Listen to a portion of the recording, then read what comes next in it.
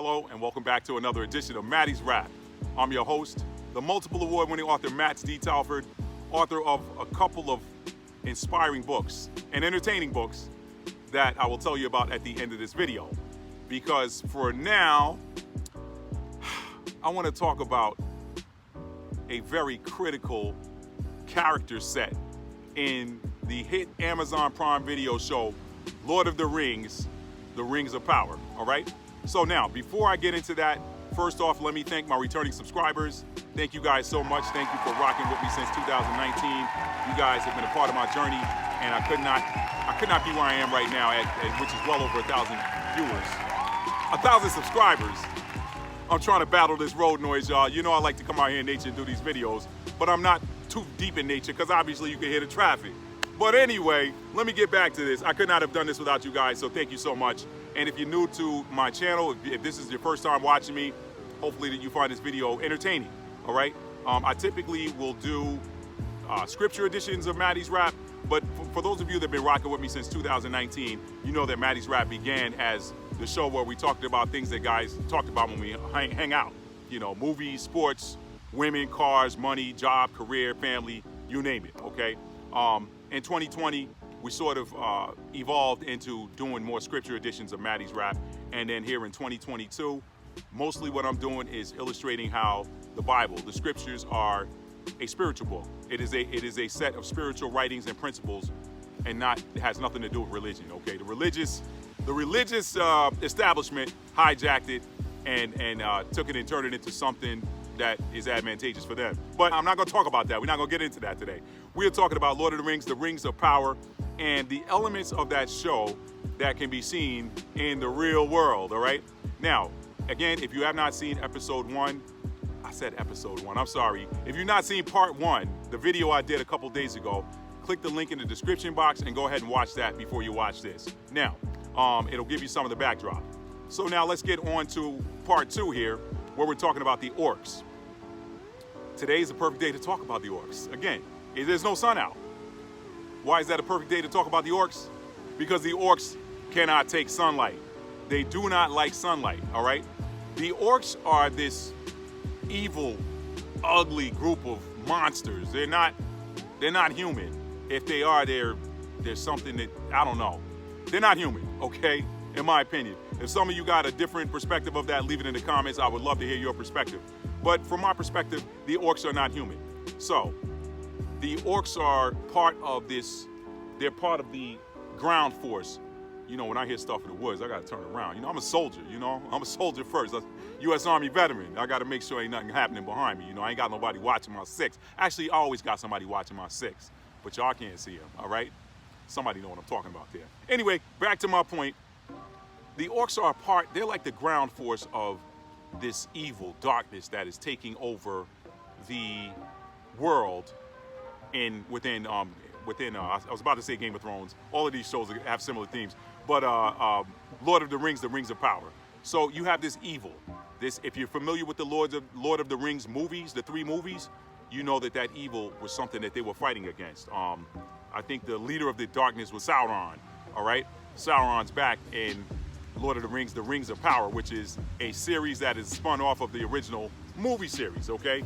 And again, you can watch that on Amazon Prime. This is not a plug for Amazon Prime Video, but you know, of all of the streaming platforms right now, I think Amazon Prime Video is crushing the game.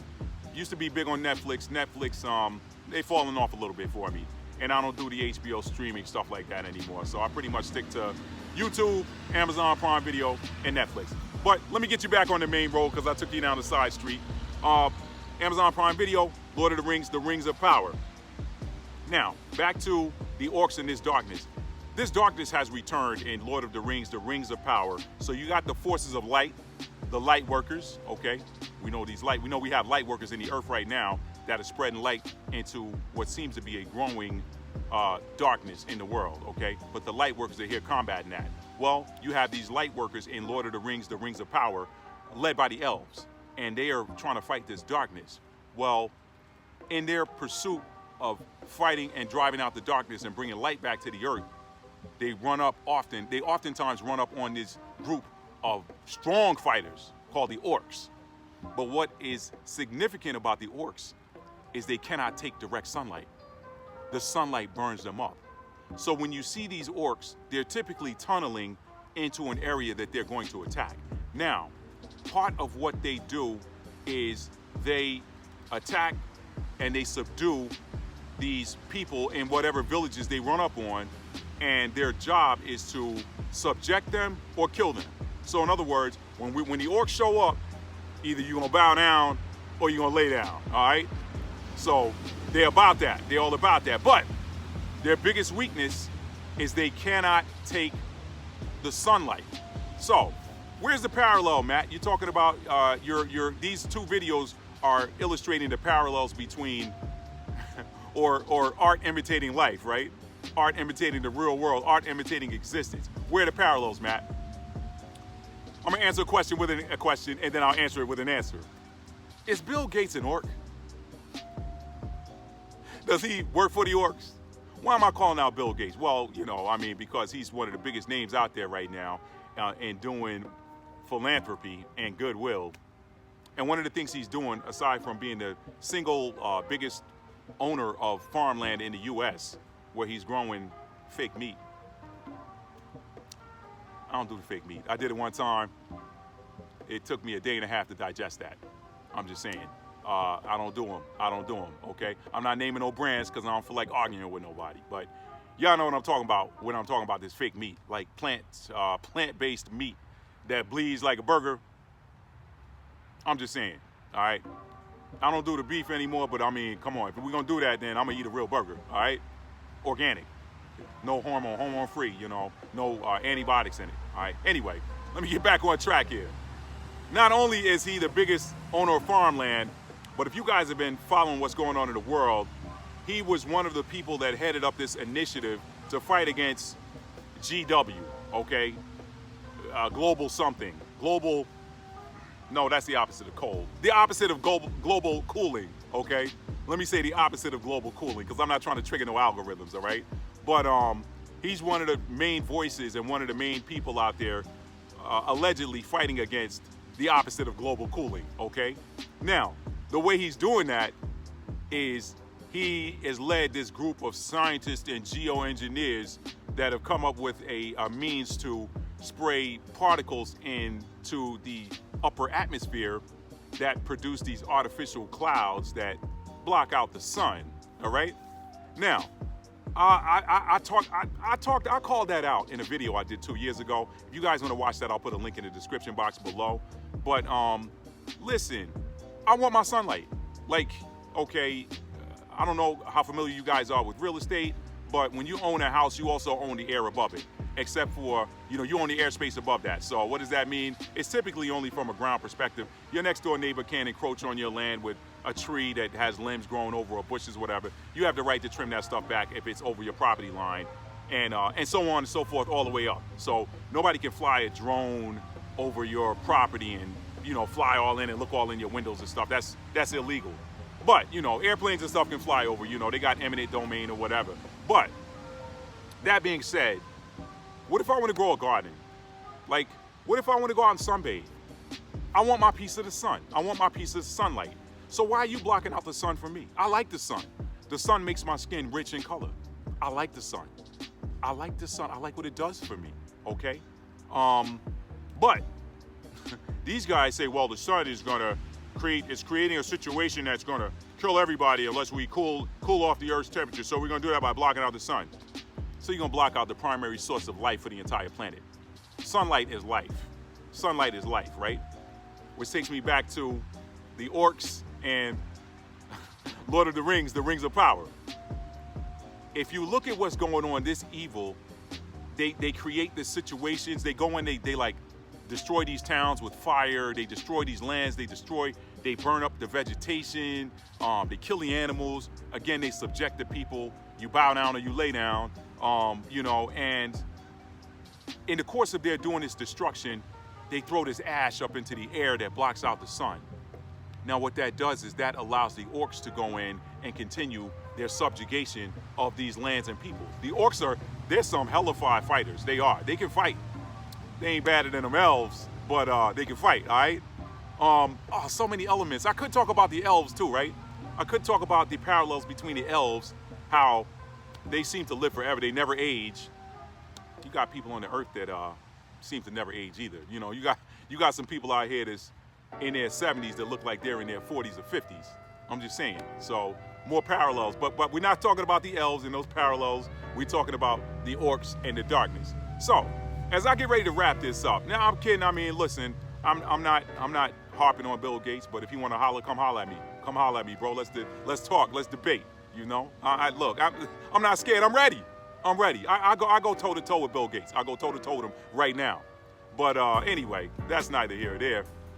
As I get ready to wrap this video up, I just think that it's fascinating the parallels between the elements of the storyline and what is going on in the earth. You have people, you have these entities, these forces that are trying to block out the sun, allegedly for the good of all mankind, but who's it really good for?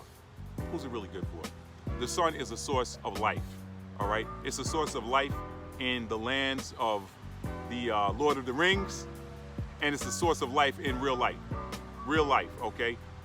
Without sunlight, without direct sunlight, your plant life struggles, you know?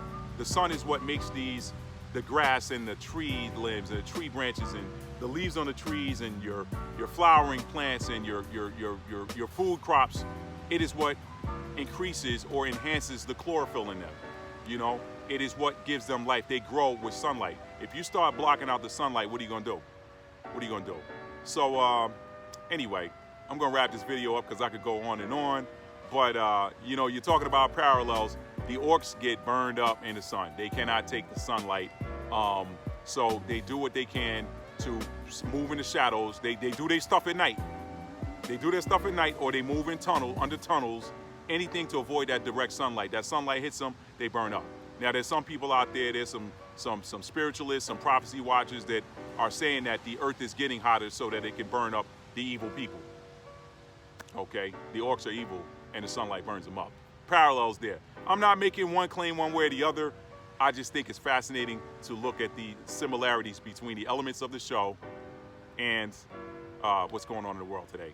So that's all I got. Check the show out for yourselves, guys, ladies. It is called Lord of the Rings, The Rings of Power, and you can see it on Amazon Prime Video if you have a subscription, all right? And they got some other cool shows on there that, to me, are worth the subscription. I watched the Wheel of Time earlier this year. That was good. Amazon, to me, you know, again, right now they're the top of the food chain. I think they're getting the best shows, the best writers. HBO once ruled. They're not there anymore. Showtime, you know, Netflix, I think Amazon is crushing it right now. Are they gonna stay on top forever? Nobody does. I mean, look at what happened to Netflix. Now, I mean, well, look at Blockbuster. Blockbuster was on top. Netflix crushed them. Okay. Now Netflix ruled for a long time, and then now Amazon Prime is like kicking them in the balls. I'm just saying that. Nephew, if you're watching this, you don't get to talk like that. You're not old enough yet. Anyway, family, I'm gonna wrap this video up. I'm an award-winning author of 2 books, From Fear to Faith, A Survivor's Story, a detailed and vivid account of a health crisis that I went through. This is my story. And it is a story that the deeper you get into it and read the accounts and the examples I put in the book, the more you start to see the central theme, all right? That having the proper mindset can help you to achieve the impossible. Having the proper mindset can help you to overcome the absolute worst of circumstances. You have to have the right mindset. Mindset is everything, okay? That is From Fear to Faith, The Survivor Story. Check it out. I've gotten rave reviews on that book. You can read the reviews on Amazon. You can also purchase it in Amazon Kindle and Apple iBooks. It is available in paperback in limited quantities at my website, www.talfordarts.com. So get yours today. Those of you that like audiobook, I narrated it. Yes, I did. And it is available in audiobook at your favorite audiobook retailer. And last but not least, Stuck in an Elevator, a tale of passion and self-discovery that takes place high above the Los Angeles skyline. What is the moral of the story there, Matt? Never judge a book by its cover. It will take you 1 hour to finish that book, and I promise you that will be one of the most rewarding and entertaining and thought-provoking books that you will ever read. It will be one of the most entertaining and thought-provoking books that you will ever read in your entire life. That's my word. I'm telling you. All right, check it out. It'll take you 1 hour to get through it, all right? If you're a fast reader. If you're a slow reader, it'll take you 2 hours to get through it. But it's a quick read, and it will grab your attention from the opening page all the way through to the end. So, and it's got a couple of hidden gems in there, and also we got hidden gems in From Fear to Faith, the Survivor Story, that are not in the table of contents. So you got to read, all right? Family, listen, I love you guys. If you're new to the channel and you like this type of content, well, this isn't the type of content I do all of the time, but I invite you to check out some of my other content. I hope you find it entertaining. I hope you find it educational. I hope you find it thought-provoking. That's what I'm here to do. I hope you find it uplifting, all right? So just scroll through my channel, check out some of my other work. And if you like it, hit the subscribe button. If you like this video, give it a thumbs up, all right? And share it, talk about it, leave a comment. Those of you that have seen Lord of the Rings, The Rings of Power, drop some comments in here. Let me know what your guys' thoughts are. And the sun looks like it's starting to break through the clouds, so the orcs have not found me. I think I'm safe because they don't like sunlight. And if they do come at me, they ain't ready. They ain't ready. I'm telling you, they're not ready. They're not ready. All right, family, I love you guys. Tell somebody you love them and mean it. How do you love it? How do you mean it? You got to show it. Love is an action word. Love is a verb. It's a noun too, but I think we focus too much on the noun and don't put enough emphasis on the verb.